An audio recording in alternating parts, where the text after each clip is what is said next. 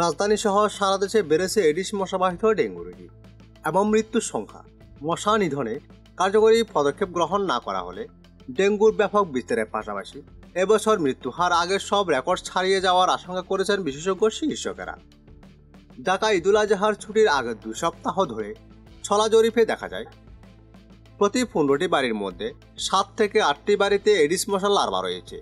এবছর 5,701 জন ডেঙ্গুতে আক্রান্ত হয়েছেন, মারা গেছেন 23 জন।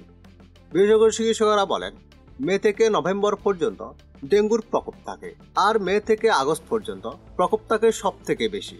বর্তমান সময়টা হলো ডেঙ্গুর মৌসুম। এডিস মশার বিস্তার আগে শুধু রাজধানীতে ছিল, এখন তা গ্রামাঞ্চলেও চলে গেছে। এর চিকিৎসা সাধারণ ঢাকা কেন্দ্রিক ও বিভাগীয় পর্যায়ে পর্যন্ত রয়েছে। বিশেষজ্ঞদের মতামত হলো, এখন সরকারের উচিত সব পৌরসভা, উপজেলা ও ইউনিয়ন পর্যন্ত মশা নিধনে কার্যকর ব্যবস্থা গ্রহণ করা। আইসিইউ সাপোর্ট বিভাগীয় পর্যায়ে থাকতে হবে, নইলে ঢাকায় আনতে আনতে রোগী মারা যাবে।